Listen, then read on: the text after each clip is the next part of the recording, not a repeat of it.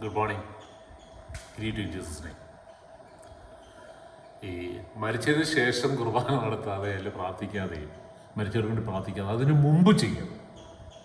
എനിക്ക് അതിനുള്ള ഭാഗ്യം കിട്ടുന്നുണ്ട്. അധികം പേരൊന്നുമില്ല, കുറച്ച് പേര്, എനിക്കൊന്നൊരു 2-3 പേര് അവരുടെ ആ മരണക്കിടക്കിൽ പോയി കണ്ട് അവരുടെ അടുത്തിരുന്ന് അവരുടെ കൈ പിടിച്ച് സുവിശേഷം അറിയിച്ച് യേശുക്രിസ്തു എന്തിനാണ് വന്നതെന്ന് അറിയാമോ.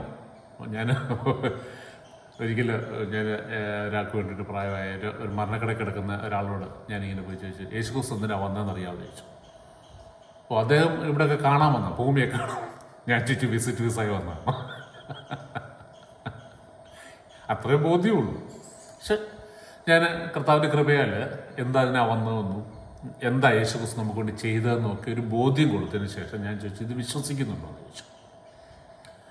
അപ്പോൾ ഏത് മനുഷ്യനും മരണക്കിടക്കിൽ കിടക്കുമ്പോൾ അത് വിശ്വസിക്കും. ആരോഗ്യത്തോടെ ഇരിക്കുമ്പം അവരെപ്പോഴും റെസിസ്റ്റ് ചെയ്യും. അതൊന്നും അല്ലെന്ന് പറയും, നമുക്കൊരു പാരമ്പര്യം ഉണ്ടെന്ന് പറയും.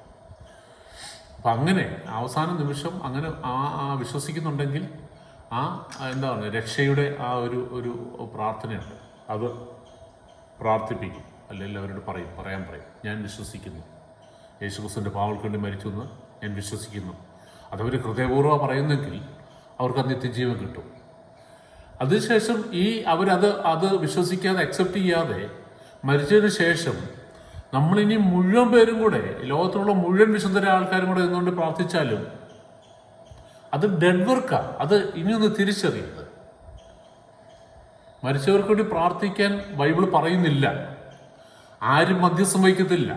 പലരുടെയും നമ്മുടെ പലർക്കും ഉള്ള ഒരു തെറ്റിദ്ധാരണ എന്ന് പറയുന്നത് വിശുദ്ധരുണ്ട്, അല്ലെങ്കിൽ എന്താ പറയുന്നത്, നമുക്ക് വേണ്ടി അപേക്ഷിക്കാൻ വിശുദ്ധരുണ്ട്. യേശുക്രിസ്തു ദൈവത്തിനും മനുഷ്യർക്കും ഇടയിൽ ഒറ്റ മധ്യസ്ഥനുള്ളതെന്ന് വചനം വ്യക്തമായിട്ട് പറയുന്നത് അത് യേശുക്രിസ്തുവാണ്. കാരണം യേശുക്രിസ്തുവിന് മാത്രമേ അതിന് അധികാരമുള്ളൂ. കാരണം എന്താണെന്ന് വെച്ചാൽ യേശുക്രിസ്തു നമ്മുടെ പാപങ്ങൾക്ക് വേണ്ടി മരിച്ചത്. ബാക്കി മുഴുവൻ മനുഷ്യരും ഈ പാപികളാണ്. യേശുക്രിസ്തുവിന്റെ കൃപ കൊണ്ട് രക്ഷപ്പെട്ടതാണ്. ഈവൻ നമ്മൾ പൗലോസിനോട് പ്രാർത്ഥിച്ചാലും പത്രോസിനോട് പ്രാർത്ഥിച്ചാലും, ഇപ്പം ജീവിച്ചിരിക്കുമ്പോഴല്ല, ഇപ്പം ജീവിച്ചിരിക്കുമ്പം അവരോട് നമ്മൾ പറയാം എനിക്കൊരു പ്രാർത്ഥിക്കണം എന്ന് പറഞ്ഞു കഴിഞ്ഞാൽ അവർ പ്രാർത്ഥിക്കും, ആ പ്രാർത്ഥനയ്ക്ക് മറുപടി കിട്ടും, ഉറപ്പാണ്. അത് ഇന്നും അങ്ങനെയാണ്.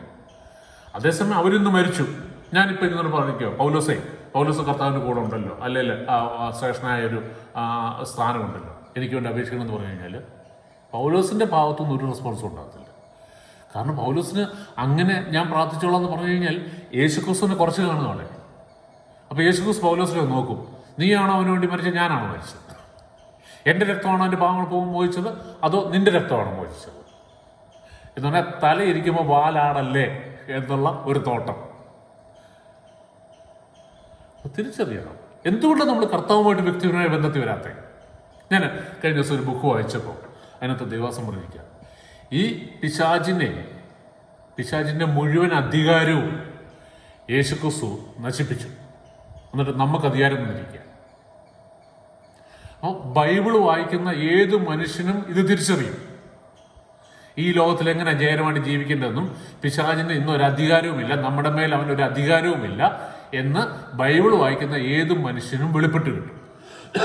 അപ്പോൾ പിന്നെ പിശാച് എന്ത് ചെയ്യുന്നേ? ബൈബിൾ വായിപ്പിക്കത്തില്ല. നിങ്ങൾ എന്നെ കേൾക്കുന്ന ആൾക്കാരൊന്ന് ചിന്തിച്ചാൽ മതി. നമ്മൾ വിശ്വാസത്തിൽ വന്ന സമയത്ത് നമുക്ക് എത്ര ഉറക്കം വരുന്നില്ല എങ്കിലും ഒറ്റ കാര്യം ചെയ്തത്, ബൈബിൾ എടുത്ത് വായിക്കാൻ തുടങ്ങിയാൽ മതി. ഞാനങ്ങനെയാണ് കേട്ടോ, ഉറങ്ങി ബൈബിളിനകത്തങ്ങ് വീഴും. കർത്താവിൽ നിദ്ര പ്രാപിക്കുക പിശാചിൻ്റെ ഏറ്റവും വലിയ തന്ത്രം. എന്തിനാണെന്നറിയാമോ? നമ്മളെ കൊണ്ട് വായിപ്പിക്കുകയായിരിക്കും. നമ്മളൊരു മീറ്റിങ്ങിന് പോകാനായിട്ട് നമ്മളെല്ലാ പരിപാടിയും മാറ്റിവെച്ച് ഒരു മീറ്റിങ്ങിന് പോകാൻ തുടങ്ങുമ്പോഴായിരിക്കും വേറെ എന്തെങ്കിലും ഒരു വിഷയം വരും. ഒന്നിൽ വണ്ടി പഞ്ചറാവും, അല്ലെങ്കിൽ എവിടെയെങ്കിലും പോയി തട്ടും, അല്ലെങ്കിൽ നമ്മൾ വേറെ എന്തെങ്കിലും ഒരു അട്രാക്റ്റീവായിട്ടുള്ള പുതിയ എന്തെങ്കിലും ഒരു അസൈൻമെൻറ്റ് നമ്മൾ വരും. അങ്ങനെ അപ്പോൾ ഓർത്തണം, എന്താണെന്നറിയോ, നമ്മൾ സത്യം അറിയാൻ പോവാം. അതാ കർത്താവ് പറഞ്ഞത്, നിങ്ങൾ സത്യം അറിയുകയും സത്യം നിങ്ങളെ സ്വതന്ത്രരാക്കും. എന്തിൽ നിന്നാണ്? ഈ പിശാചിൻ്റെ അടിമത്തിൽ നിന്ന്. പിന്നെ പിശാചിന് നമ്മളെ ഹോൾഡില്ല. ഞങ്ങൾ സലാല താമസിക്കുമ്പോൾ ഞങ്ങൾ മോഹൻ ബ്രദറിൻ്റെ വീട്ടിൽ, മോഹൻ ബ്രദറും വിജയ് സിസ്റ്ററും അവരുടെ വീട്ടിൽ താമസിക്കും. അതിൻ്റെ ജസ്റ്റ് ഓപ്പോസിറ്റ് ആ ബിൽഡിംഗ് ഓണർ താമസിക്കുന്നത്. ഒരു ഫ്ലാറ്റിലാണ് ഞങ്ങൾ താമസിച്ചിട്ടുള്ളത്. അതിൻ്റെ ഓപ്പോസിറ്റാണ് ആ ബിൽഡിംഗ് ഓണർ താമസിക്കുന്നത്. അദ്ദേഹത്തിൻ്റെ മകനുണ്ട്, അവനെനിക്ക് 2 വയസ്സാണ്ടേ ഉള്ളൂ. ഇവൻ ഡോറ് പറഞ്ഞ് എന്നെ അവിടെ കണ്ടു കഴിഞ്ഞാൽ ഒറ്റ പോക്കകത്തോട്ട് പാച്ചിലാണ്. ഞാനത് ഡിറ്റാണ് പറയാം, അവൻ ഈ ബിൽഡിങ്ങിൻ്റെ ഓണറാണ്. പക്ഷെ അവൻ എന്നെ കിടന്ന് പേടിക്കുക. ഞാൻ പറഞ്ഞു, നമ്മൾ പോയിട്ട് ഒരു 15 വർഷം 16 വർഷം കഴിഞ്ഞിട്ട് തിരിച്ചു വരുമ്പോൾ അവനെ കിടന്ന് നമ്മളെ ചിലപ്പോൾ ഓടേണ്ടി വരും. കാരണം അന്നേരം അവന് തിരിച്ചറിയുമോ എന്ന് പറഞ്ഞ പോലെ പിശാചിന്റെ ഏറ്റവും വലിയ തന്ത്രമാണ് നമുക്ക് തിരിച്ചറിവ് തരാതിരിക്കുക. ബൈബിൾ വായിക്കാത്തവരോട് ഞാൻ കാലുപിടിച്ച് പറയാം, ഇനിയെങ്കിലും ആ ബൈബിൾ വായിക്കണം. പുതിയ നിയമം വായിക്കുക. പഴയ നിയമത്തിലൊന്നും പിശാചിനെ കുറിച്ച് പറയുന്നില്ല. പുതിയ നിയമത്തിൽ വായിക്കും. പിശാചിനെ കുറിച്ച് പഴയ നിയമത്തിൽ പറയുന്നുണ്ട്, പക്ഷെ പുതിയ നിയമത്തിൽ പറയുന്ന പോലെ നമുക്ക് പിശാചിന്റെ മേൽ അധികാരം തന്നിട്ടില്ല. പഴയ നിയമത്തിൽ കർത്താവ് നമുക്ക് മേൽ കെട്ടിച്ച് സൂക്ഷിക്കുന്നുണ്ട്, പക്ഷെ പുതിയ നിയമത്തിൽ വന്നപ്പോൾ നമുക്ക് അധികാരം തന്നിരിക്കുന്നത്. ആ അധികാരം എങ്ങനെയാണ് ലഭിക്കുന്നത് എന്നുള്ളതൊക്കെ ഞാൻ ഡീറ്റെയിൽ ആയിട്ട് പറയാം. നമ്മൾ വിശ്വസിക്കുമ്പോൾ യേശുക്രിസ്തു ചെയ്തതിൻ്റെ മുഴുവൻ ബെനിഫിറ്റും നമുക്ക് കിട്ടും. അപ്പം നമ്മൾ ഈ സുവിശേഷങ്ങൾ വായിക്കുന്നു, ലേഖനങ്ങളൊക്കെ വായിച്ചു കഴിയുമ്പോൾ നമുക്ക് പിടികിട്ടും, എടാ പിശാച് ഇത്രയേ ഉള്ളല്ലോ. ശിഷ്യന്മാരൊക്കെ ചുമ്മാ എന്നാ പറഞ്ഞത്, വീണ്ടും ഞാൻ അല്ലെങ്കിൽ കർത്താവ് പെന്തക്കോസ്ത് ദിനം കഴിഞ്ഞിട്ട് ഇവരെ കാണുമ്പോഴേ പിശാച് പേടിക്കാൻ തുടങ്ങി. കർത്താവ് ഒരു സ്ഥലത്തോട്ട് ചെല്ലുമ്പോൾ തന്നെ പിശാച് വിറയ്ക്കുകയാണ്. അത് പിന്നെ ദൈവത്തിനാണ് നമുക്ക് പറയാം. പക്ഷെ അപ്പസ്തോലന്മാരോ ആ അധികാരം തിരിച്ചറിയണം. അപ്പോൾ ഇത് നമ്മൾ നല്ല പ്രസംഗങ്ങൾ കേൾക്കാൻ സമയം അല്ലേ. ഇന്നത്തെ ഈ സുവിശേഷം ഞമ്മല്ലേ ഈ ന്യൂജൻ ഈ ഹൈപ്പർ ഗ്രേസിനെ കുറിച്ച് പറഞ്ഞാൽ അവർ പിശാചിനെ കുറിച്ച് പറയത്തേ ഇല്ല. അവർ പറയുന്നൊരു കാര്യമുണ്ട്, പിശാചിനെ ഞങ്ങൾ ഹൈലൈറ്റ് ചെയ്യത്തില്ല. വളരെ കറക്റ്റ്, ചെയ്യരുത്, ഹൈലൈറ്റ് ചെയ്യരുത്. പക്ഷേ പിശാചിന്റെ തന്ത്രങ്ങളെ നിങ്ങൾ തിരിച്ചറിയാത്തവർ അല്ലല്ലോ എന്ന് പൗലോസ് പറയുന്നതിനകത്ത് ഒരു മർമ്മമുണ്ട്. അപ്പോൾ തന്ത്രങ്ങൾ തിരിച്ചറിയണം. പിശാച് ഏത് രീതിയിൽ ഓപ്പറേറ്റ് ചെയ്ത് നമ്മൾ തിരിച്ചറിഞ്ഞില്ല എങ്കിൽ നമുക്ക് എങ്ങനെ റെസിസ്റ്റ് ചെയ്യാൻ, അവൻ്റെ എതിർത്ത് നിൽക്കാൻ പറ്റുന്ന എങ്ങനെ പറ്റത്തില്ല.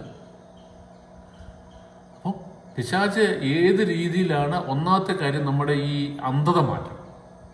ബാക്കി അടുത്ത എപ്പിസോഡ്. ബ്ലെസ്സിങ്സ്.